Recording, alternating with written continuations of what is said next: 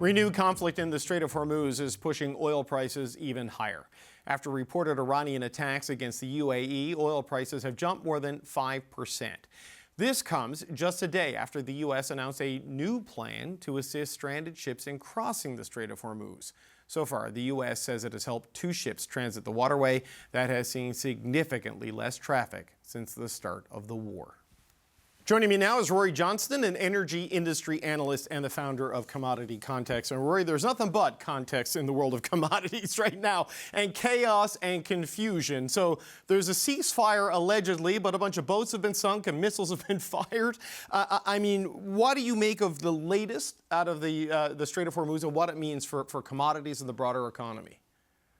So it's been a crazy past 24 hours. You know, to this point, we've had missile strikes into the U.A.E., the most since the ceasefire was signed or announced in early April. We've had various attacks on tankers, both via kind of small boat attacks and unidentified strikes against tankers in the Strait, you know, presumably from the Iranians, although all officially denied. I think the way to read this is that the White House is very clearly attempting through this new, operation it's announced to kind of guide vessels, although not explicitly escort them through the Strait, trying to kind of shake something loose. You know, we've been in this stalemate now for a month. The Strait of Hormuz remains closed. At this stage, the oil market has lost at least 1 billion barrels of oil that it was expecting to have this year, and nothing's really changing. So I think Trump is trying to shake something loose, and I think the Iranians are trying to say, no, no, no, no, no. No, you don't just get to say it's open. Remember, that's part of this whole negotiation process. Yeah, this plan to guide ships, right? I mean, they know how to get through. I don't think they need to be guided on the route, but, it's going to take some sort of military escort for this to be viable, it would seem to an amateur like me. I mean, how do you read this whole idea that the U.S. is somehow going to guide ships through what is essentially closed under the threat of military action and missile fire?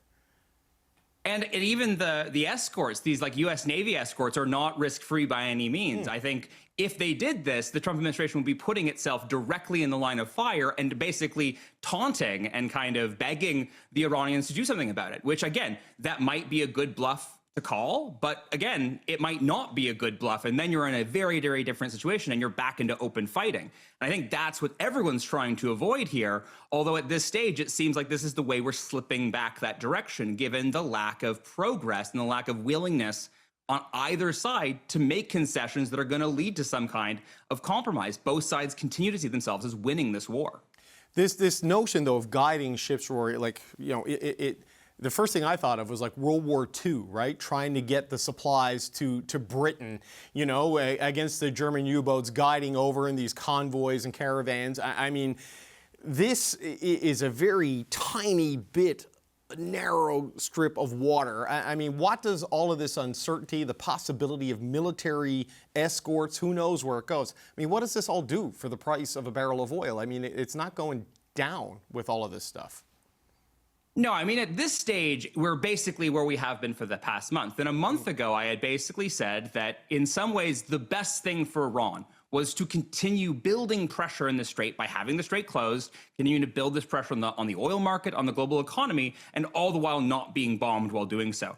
Now we're a month into this ceasefire, and that's exactly what's happened. Now Iran is in an even stronger negotiating position than it was before. And Trump seems equally unwilling to make concessions on things like domestic nuclear programs or whatever. I think this is the stage we have to get to. But so far, we just haven't, there hasn't been a factor. That we haven't been able to land the plane yet. Yeah, the strategic objectives of the United States remain very muddy and unclear at this point, and which leads to all of this economic uncertainty. And, a month ago, you did say it wasn't in Iran's best interest, and a month ago, OPEC was fully intact. Now the Emirates, yes, the U.A.E., they officially quit OPEC last Friday. What does this mean? Could this be the start of a larger unraveling of the cartel, or is this just a one-off? What does this all do to the commodity prices and the price we pay when we get our gas?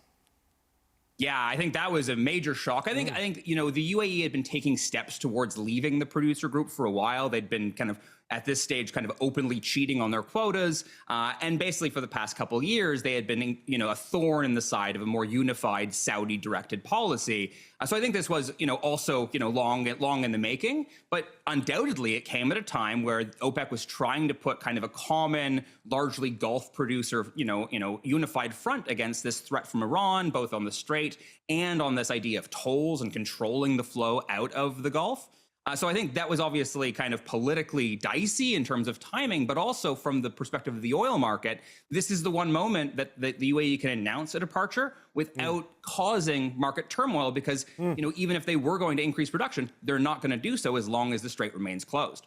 Could there be others that follow, do you think, Rory, or is this an issue that is specific to the UAE?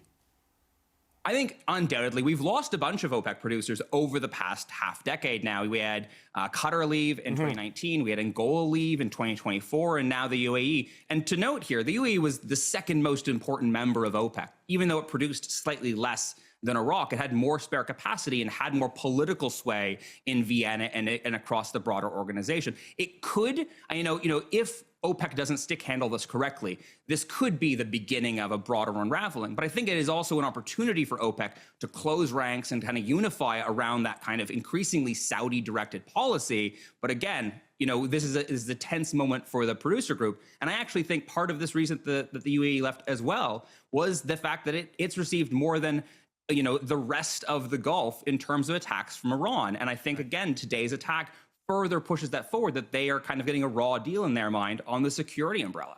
So just as a quick final point, I mean, as all of this continues to play out, these grand geopolitical games, it's about $1.85 a liter at the pump here in Canada. I mean, where do you see that going, the trajectory? This is the average. It's 15 cents higher than last week. Where do you see this going? I mean, steady state, the longer this stays closed, the higher prices are going to need to go to continue to begin to ration demand across the world. That's the only way to close this gap. And right now we're heading into the heaviest, kind of most, highest demand period of the year in summer driving season, both in gasoline and in jet fuel, which is increasingly the product that's in shortest supply. Rory Johnston, we always appreciate the analysis and the time. Thanks for being here today, sir. Thank you.